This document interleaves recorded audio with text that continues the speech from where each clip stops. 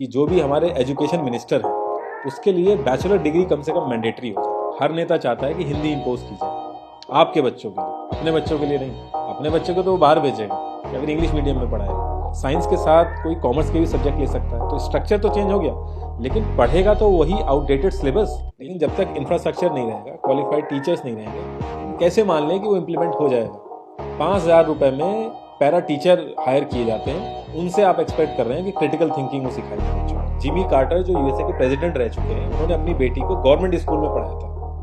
यहाँ ऐसा पॉसिबल नहीं है। 2014 में जब बीजेपी की गवर्नमेंट बनी थी तो उन्होंने अपने मैनिफेस्टो में क्लियरली मेंशन किया था कि वो लोग न्यू एजुकेशन पॉलिसी लाएंगे। 2015 में एक कमेटी बनाई गई जिसको काम दिया गया नेशनल एजुकेशन पॉलिसी बनाने का, और जिसको लीड कर रहे थे TSR सुब्रमण्यम। स्मृति ईरानी उस समय HRD मिनिस्टर थी। तो जो भी सजेशन और जो भी पॉलिसी इस कमेटी ने बनाई, गवर्नमेंट ने उस समय पे एक्सेप्ट करी नहीं। फिर 2016 में दोबारा से एक कमेटी बनाई गई जिसको लीड कर रहे थे के कस्तूरी रंगन, जो कि फॉर्मर इसरो चीफ भी हैं। और इस कमेटी ने 31 मई 2019 को एक ड्राफ्ट प्रपोज किया, जिसको HRD मिनिस्ट्री के हिसाब से 1.5 लाख से ज़्यादा सजेशन लेने के बाद गवर्नमेंट ऑफ इंडिया ने एक्सेप्ट कर लिया। HRD मिनिस्ट्री की वेबसाइट पे आप अगर अभी जाओगे तो उस पर फुल ड्राफ्ट अपलोड ही नहीं है। उस पर एक डॉक्यूमेंट अपलोड है 66 पेजेस का, जो कि समरी बता रहा है नेशनल एजुकेशन पॉलिसी की। अभी जो हमारा एजुकेशन सिस्टम है वो 10+2 का है, मतलब क्लास 1 से क्लास 10 तक हमें कॉमन और एसेंशियल सब्जेक्ट पढ़ाए जाएंगे, और लास्ट के 2 ईयर हम स्पेसिफिक स्ट्रीम डिसाइड करेंगे। कुछ स्टेट जहाँ पे आंगनवाड़ी चलती है, अगर उनको छोड़ दिया जाए तो गवर्नमेंट स्कूलिंग क्लास 1 से स्टार्ट होती है। अगर आप कॉन्वेंट स्कूल या इंग्लिश मीडियम से पढ़े हैं तो क्लास 1 से पहले आपने नर्सरी, UKG, LKG ये भी पढ़ा होगा। अब जो हमारा नया एजुकेशन सिस्टम आया है वो 5+3+3+4 यानी टोटल 15 ईयर, और पहले जो हमारा एजुकेशन सिस्टम था वो 10+2 था, वो 12 ईयर। तो ये जो एक्स्ट्रा 3 ईयर हैं, ये जो गवर्नमेंट स्कूल में फर्स्ट क्लास से स्टार्ट होता था, फर्स्ट क्लास से पहले प्री स्कूलिंग और आंगनवाड़ी वो भी ऐड कर दिया उसमें, जो ऑलरेडी कुछ स्टेट्स में चल रहा था। जो हमारा फंडामेंटल राइट है, राइट टू एजुकेशन, वो कहता है कि 6 साल से 14 साल की उम्र तक हर किसी को फ्री और कंपलसरी एजुकेशन मिलनी चाहिए। ये जो नया सिस्टम है ये इसको चेंज करके 3 to 18 ईयर कर देगा। ऐसा कहीं ड्राफ्ट में मेंशन नहीं है, लेकिन जो स्ट्रक्चर इन्होंने बनाया है उस हिसाब से ऐसा लग रहा है कि 3 to 18 ईयर हो जाएगा। तो जो माँ बाप 6 साल की उम्र से बच्चों को स्कूल भेजते थे, वो अब 3 साल की उम्र से भेजेंगे। तो पहली स्टेज होगी फाउंडेशन स्टेज, जिसमें फर्स्ट 3 ईयर आंगनवाड़ी और प्री स्कूल होगा।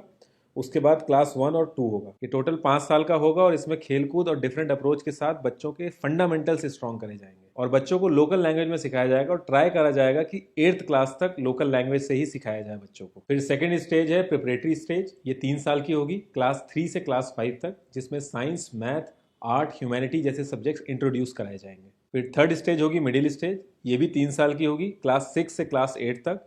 इसमें एक डिफाइंड सिलेबस के हिसाब से बच्चों को पढ़ाया जाएगा। फिर जो फोर्थ स्टेज होगी वो सेकेंडरी स्टेज होगी, क्लास 9 से क्लास 12 तक।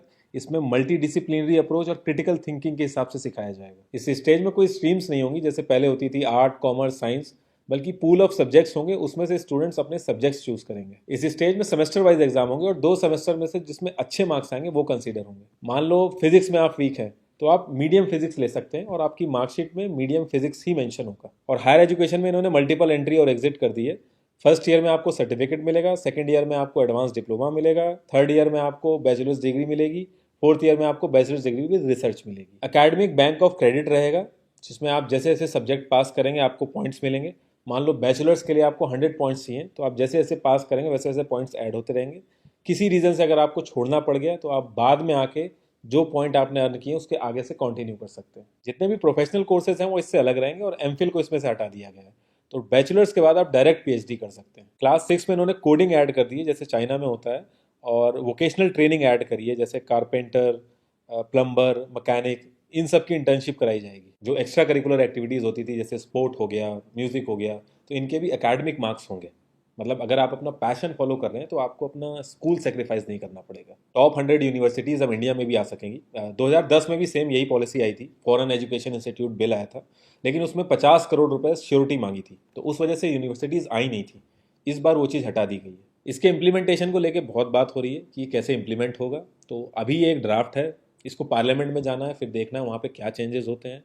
और अगर आप हमारी हिस्ट्री देखेंगे तो ऐसे बहुत सारे लुभावने ड्राफ्ट आए हैं, पॉलिसीज़ आई हैं, और नेताओं ने अपने हिसाब से जो चीज़ उन्हें सूट करी है वो चीज़ इंप्लीमेंट की है।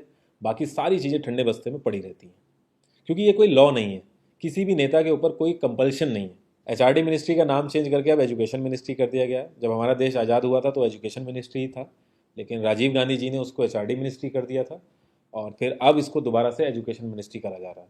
तो एजुकेशन मिनिस्ट्री से एचआरडी मिनिस्ट्री क्यों हुआ और एचआरडी मिनिस्ट्री से एजुकेशन मिनिस्ट्री क्यों हुआ, इसके पीछे का लॉजिक मुझे पता नहीं।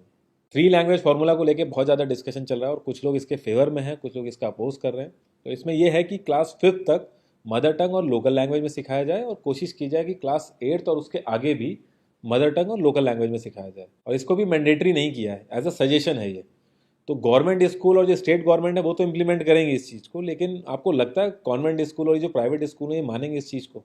वो तो इंग्लिश में ही पढ़ाएंगे और सारी बात घूम फिर के वहीं आ जाएगी कि ये जो क्लास डिफरेंस है गवर्नमेंट स्कूल और प्राइवेट स्कूल्स में वो रहेगा। प्राइवेट स्कूल के स्टूडेंट्स को इंग्लिश लैंग्वेज में एडवांटेज रहेगा कंपैरेटिवली गवर्नमेंट स्कूल के। जॉब्स एंड ऑल में भी एक एडवांटेज रहता है। तो पेरेंट्स ट्राई करते हैं कि वो प्राइवेट स्कूल में ही डालें, गवर्नमेंट स्कूल में फिर वही डालता है जिसकी मजबूरी होती है। हर नेता चाहता है कि हिंदी इम्पोज की जाए आपके बच्चों के लिए, अपने बच्चों के लिए नहीं।